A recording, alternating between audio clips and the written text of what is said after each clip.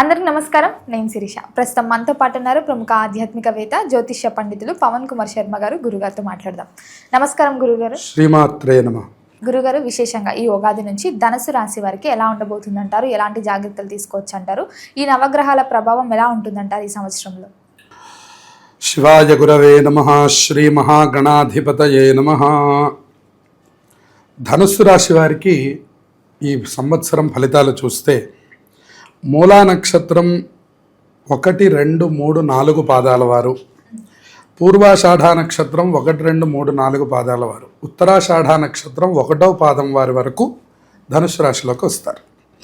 వీరికి ఆదాయం 14, వ్యయం 11, అలాగే రాజపూజ్యం 5, అవమానం 6, ఈ విధంగా మనకి సూచిస్తూ ఉన్నది. వీరికి మనం గురుడు యొక్క సంచారం అర్ధాష్టమ శని యోగం కనబడుతున్నది. గురుడు ఇప్పటిదాకా 7వ రాశిలో సంచారం చేస్తూ ఉన్నాడు. అది మంచి శుభయోగం. లోహమూర్తిగా ఉండి సామాన్యమైనటువంటి ఫలితాలు చక్కగా ఇస్తూ ఉన్నాడు.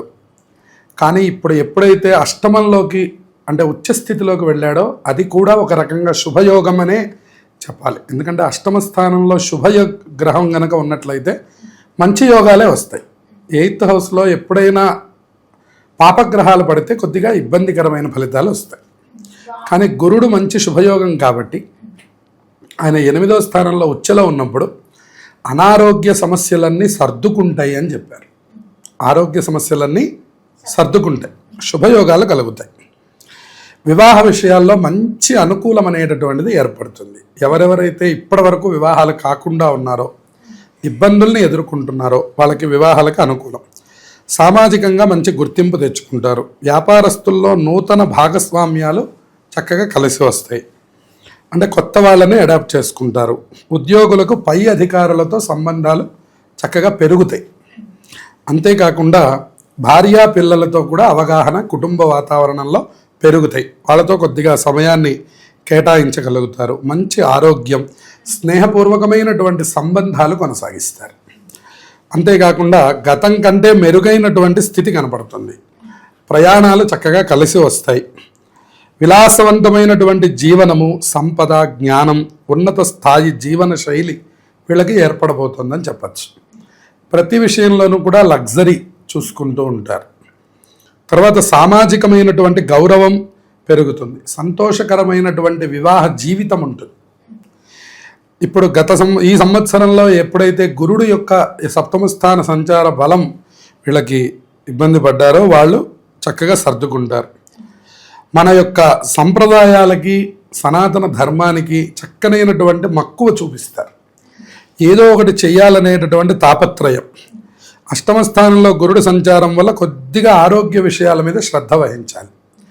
ప్రధానంగా ఇబ్బందికరము అంటే వీళ్ళకు వచ్చేటటువంటి ముఖ్యమైన సమస్యలు ఏమిటి అంటే, శని కూడా 4వ స్థానంలో ఉన్నాడు, గురుడు అష్టమంలో ఉండడం వల్ల కొంచెం గురుబలం తగ్గుతోంది, శని బలం కూడా తగ్గింది.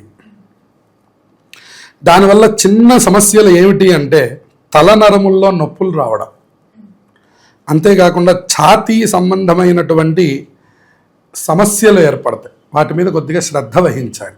అంటే ఆహారం తీసుకోవడం మీద, వాటి మీద శ్రద్ధ వహించాలి. అంతేకాకుండా అర్ధాష్టమ శని ప్రభావం వల్ల తల్లి యొక్క ఆరోగ్య పరిస్థితులు కూడా కొద్దిగా ఇబ్బందిని సూచిస్తాయి.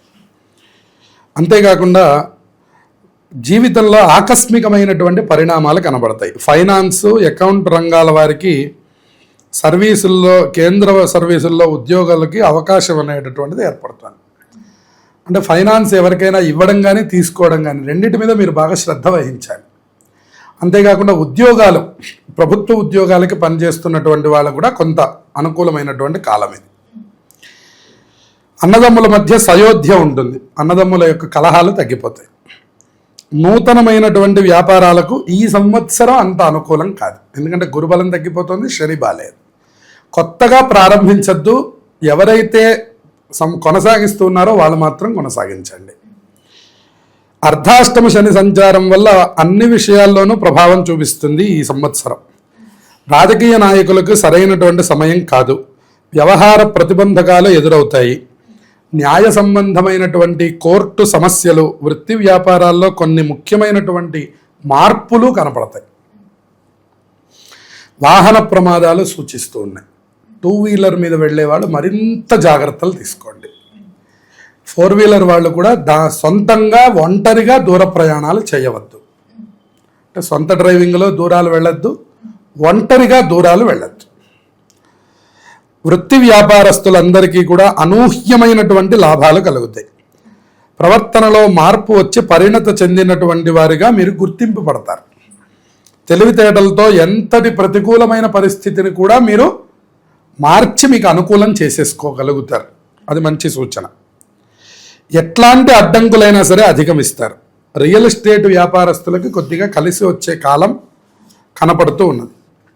రాహుకేతువుల సంచారం వల్ల గొప్ప సంకల్పం మరియు ధైర్యంతో ప్రవర్తిస్తారు. తృతీయంలో ఉన్నటువంటి రాహువు అన్ని విషయాల్లోనూ పరాక్రమాన్ని చూపిస్తారు. అంటే ఏ పనైనా నేను చెయ్యగలను, మిగిలిన వాళ్ళు చెయ్యలేను అన్న పనిని నేను చేసి చూపిస్తాను అని చూపిస్తారు. పనులను మనోనిబ్బరంతో దైవబలంతో దీక్షలను పూర్తి చేస్తారు. ధార్మికతతో ఇతరులకు ఆదర్శంగా నిలబడతారు. కేతు సంచారం చక్కటి భాగ్యస్థితిలో ఉంది.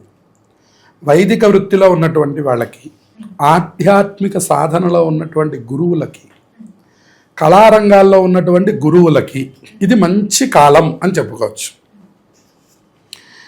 మరి ద్వితీయ భాగంలో వ్యాపార ఫలితాల్లో అనూహ్యమైనటువంటి లాభాలు కనపడబోతున్నాయి అని చెప్పుకోవచ్చు. అంటే ద్వితీయార్థంలో చాలా బాగుంది.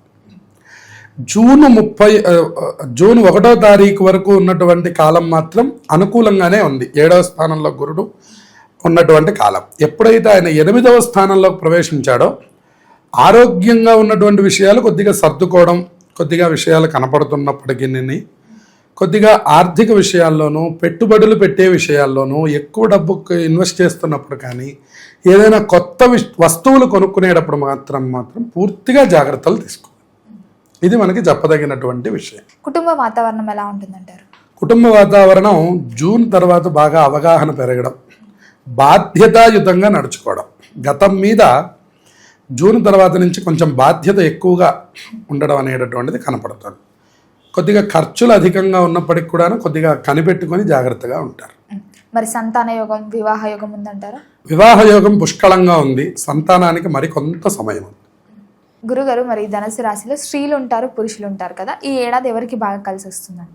ప్రధానంగా పురుషులకి మంచి దివ్యమైనటువంటి యోగాలు, స్త్రీలకు కూడా ఉన్నాయి, కానీ అనారోగ్య సమస్యలు స్త్రీ సంబంధంగా ఎక్కువగా ఉన్నాయి. దాన్ని కొంచెం దృష్టిలో పెట్టుకోవాలి. మనం చెప్పినటువంటి ఈ తలనొప్పి సమస్యలు కానివ్వండి, ఛాతి సంబంధమైనటువంటి, ఉదర సంబంధమైనటువంటి సమస్యలు, అంటే పొట్టలో లోపల భాగంలో ఉన్నటువంటి వాటి మీద కొంత ప్రభావాలు చూపిస్తాయి. కలిసి వచ్చే రోజులు ఏంటంటారు? ప్రధానంగా బుధ శుక్రవారాలు బాగా కలిసి వస్తున్నాయి. ఆ రోజుల్లో ఏ పని మీరు ప్రారంభం చేసినా మీకు మంచి శుభయోగాల్ని కలగజేస్తారు. మరి అదృష్ట సంఖ్య ఏంటంటారు వీళ్ళకి? అదృష్ట సంఖ్య 3 అనేటటువంటి చెప్తున్నారు. 3తో మొదలుపెట్టి ఏ పని చేసినా, 3తో పూర్తి చేసినా, 3 సంఖ్య ఉండేటట్టుగా చూసుకున్నా వీళ్ళకి మంచి శుభయోగాలు కలగబోతున్నాయి. మరి ఎవరైతే కొత్తగా బిజినెస్ స్టార్ట్ చేద్దాం, ఏదైనా వ్యాపారం పెట్టుబడి పెట్టుకుందాం అనుకుంటే ఈ ధనుసు రాశి వారికి ఏ వ్యాపారంలో అభివృద్ధి బాగుంటుందంటారు? ప్రధానంగా ఈ సంవత్సరం అసలు ఏదీ వ్యాపారం ప్రారంభించద్దు అనేదే చెప్పదగిన సూచన. ఎందుకంటే అనుకూలం పూర్తిగా లేదు. జూన్ వరకు మాత్రమే అనుకూలం ఉంది. అంటే మనం మార్చిలో మనకి ఉగాది వస్తే కేవలం 3 మాసాలు మాత్రమే ఉంది. మార్చి, ఏప్రిల్, మే వరకు మాత్రమే ఉంది. జూన్ 1వ తారీఖు నుంచి గురుడు మారిపోతున్నాడు. కాబట్టి దీర్ఘంగా పెట్టేటటువంటి ఏ వ్యాపారము అంత అనుకూలం కాదు ఈ సంవత్సరం. గురుగారు, ముఖ్యంగా వీళ్ళు ఏదైనా ప్రారంభిద్దాం అని అనుకుంటే ఈ ఏడాదిలో ప్రథమార్థం చేయొచ్చు అంటారా, ద్వితీయార్థం ప్రారంభించవచ్చు? ప్రథమార్థంలోనే బాగుంది. జూను లోపలగా, అంటే మే వరకు మీరు ఏ పని చేసినా అది మీకు అనుకూలాన్ని తెచ్చిపెడుతుంది. దాని తర్వాత నుంచి మీరు ఎక్కువ పెట్టుబడులు పెట్టవద్దు. ఇంట్లో ఉన్నటువంటి వాళ్ళ వ్యాపారాల్లో, ఆరోగ్య విషయాల్లో పరమ జాగ్రత్తగా ఉండండి. మీరు కూడా దూర ప్రయాణాలు చేయకుండా జాగ్రత్తగా ఉండండి. 2-వీలర్ మీద బయటికి వెళ్ళేటప్పుడు కొద్దిగా జాగ్రత్తలు వహించండి. మరి రైతులకు ఎలా ఉంటుందంటారు ఈ ఏడాది? రైతులకి పంటలు కొద్దిగా అనుకున్నంత దిగుబడులు లేవు. మొదటి పంట బాగా వస్తుంది, కానీ 2-3 పంటలు ఇబ్బందికరమైన వాతావరణం కనపడుతోంది. తగిన లాభాలు లేక కొద్దిగా ఇబ్బందుల్ని ఎదుర్కోవాల్సి వస్తుంది. మరి ఈ ఏడాది ధనుసు రాశి వారందరికీ బాగుండాలంటే ఏ దైవాన్ని పూజించవచ్చు అంటారు? ఎలాంటి పరిహారాలు చేసుకుంటే బాగుంటుంది? వీళ్ళు ప్రధానంగా ప్రతిరోజు శివారాధనని చేయడం, అంతేకాకుండా శనివారమైనటువంటి సంబంధమైనటువంటి నియమాలు పాటిస్తూ ఉండడం, ఇంట్లో నువ్వుల నూనెతో వెంకటేశ్వర దీపారాధనని చేస్తూ ఉండడం, కుదిరితే సప్త శనివారం వ్రతం చేయడం, ఇది వీళ్ళకి చెప్పదగినటువంటి సూచన. శనివార నియమాలు బాగా చేయండి.